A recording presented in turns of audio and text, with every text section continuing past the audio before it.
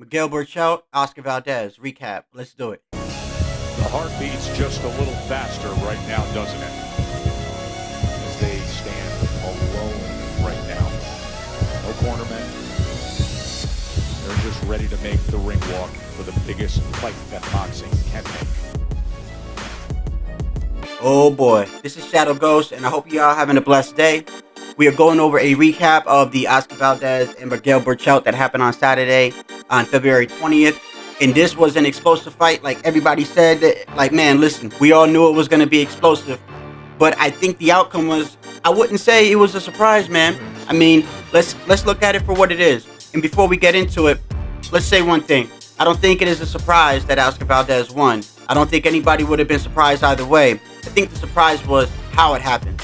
But let's go all the way back. First, I dropped a video. I don't think it was my last video. I think it was the one before it. And I was explaining how I thought Miguel Berchelt would kind of break him down. I think it was the 11th round.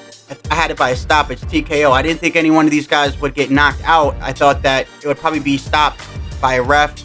Or maybe the towel would throw in the ring. These guys have way too much heart. I think the heart would be their undoing, which is exactly what happened. It just was the other person.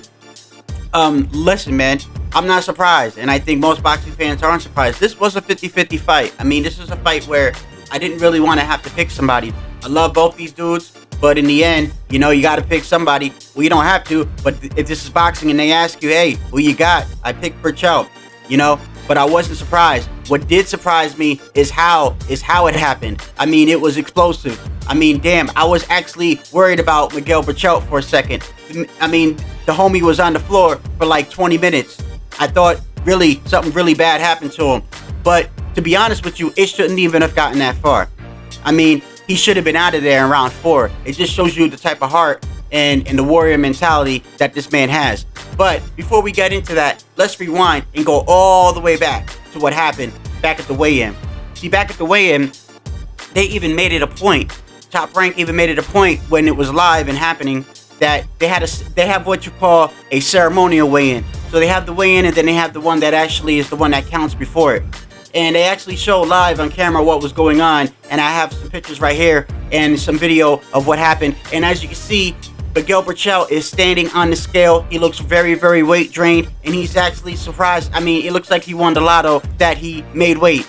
Then right after, I mean, he hits the can of peaches right away. Now, that's not really the fact that he's eating or rehydrating. That's not really what's surprising. What is surprising is there was a video that I made about Tank. He said his next fight, it's not going to be at 130 or 135. And so people were saying, is it going to be 126, which is ridiculous. I mean, if it's not 130 or 135, it means it's 140. But anyway, in that video, I was talking about how the UFC, how they try to cut weight, and how these guys are weight drained, man. These guys, it's not healthy. What these guys have to go through during their when they're cutting weight, these guys are shredding a lot of weight. They're not eating, they're not drinking water just to make that weight cut. And then on top of that, when they do make weight, then they rehydrate. They put like 10, sometimes 15 pounds. And then here goes the thing with Oscar Valdez on the night of the fight and Miguel Berchelt. They said Miguel Berchelt weighed 146 pounds and that Oscar Valdez weighed 140. So that means Berchelt gained 16 pounds. So now you have this weight cut, which is a massive weight drain, and then you have to gain all this weight back on, and then you go into a massive war where your body is going through physical punishment. This is not good for the body. And I think ultimately the weight cut had a lot to do with it. But listen, there's no excuses in boxing because, like I said in my previous video, a lot of these guys are made. These guys are bigger. Some of these guys are fighting in a weight class that they're naturally not in. I think Errol Spence is one of them. I think he's a natural middleweight. I think a lot of people that fight in lower weight classes, if you can make the weight cut, hey man, good for you, do you. But here goes the issue. As you get older, this becomes harder, and this becomes harder on your body, which is why people move up in weight class. And this is why you see Oscar Valdez moved up in weight class, and other people are moving up in weight class. You have Teofimo Lopez, which will be moving up to 140. You have Devin Haney, which will be moving up to 140 and probably 147 in his future. So you have other fighters that they move up in weight classes for a reason. Canelo Alvarez, because the weight drain, you can't keep doing it. It's a toll on the body. So now, recapping the fight, let's go into it. Round 1, which you will see. This is what was, and this is what it is with Eddie Reynoso. I love it, man. I really think he's the trainer of the year, and this is why, because of the way how his fighters can adjust. I mean, this is Oscar Valdez, a man that can box. I really think he can box, and this is what he showed. He showed that he can box in this fight. He came out shooting the jab, shooting the jab, shooting the jab, and bam, by the second round, Miguel Berchelt had a bloody nose. Andre Ward pointed out that he had a bloody nose. This was the sequence and how it was going to set up his left hook. In the 4th round, bam, Miguel Berchelt is staggered by a left hook. The same left hook that dropped when Oscar Valdez was fighting Lopez. Lopez had dropped Valdez earlier in that fight, and it was the same left hook that when he's backing up, he throws a left hook and bam, it drops him. And then this is the same left hook that wobbles Berchelt, and then he's on top of him. I mean, and Berchelt is a warrior. He gets up, he's taking all these shots. I mean, he's taking so many shots that the ropes have to hold him up at the end of the round, and that's another knockdown.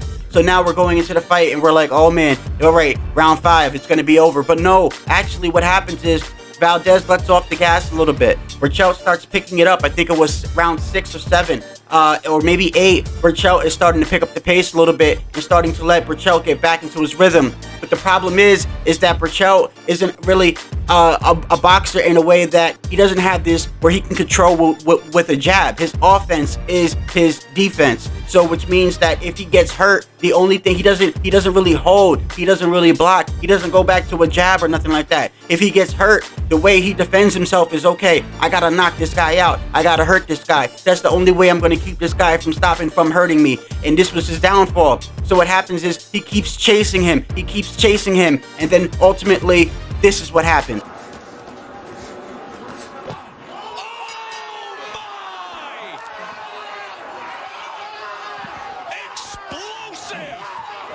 Cap it, folks.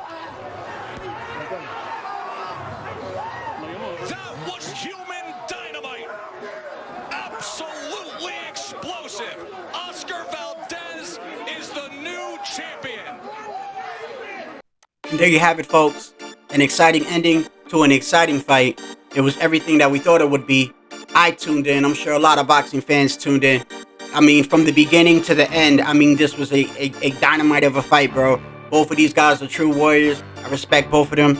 I mean, it doesn't even matter whether Berchelt won or not. I mean, this dude has already made 6, I think it's 6 or 7. I think it was going for a record for title defenses. I mean, this guy is a warrior, man. And the fact that he was out in the 4th round, man, and the fact that he was able to last to the 10th round and actually came back and gained some momentum just shows the type of person that he is. And both of these dudes, bro, this was one of those fights where, even though I love boxing and I love all boxers, this was one of those fights where, man, I didn't want to see any of these guys lose. But unfortunately, in a sport like this, in a brutal sport like this is what happens. And this is why I love boxing, because it's not just a sport to me, baseball or basketball, where, yeah, you can score a touchdown or get a deep pass or whatever. This is where you could be losing a whole fight and one shot could turn your lights out and send you to the emergency room. People have died in this sport. And so I really appreciate what they gave us, what Top Rank gave us.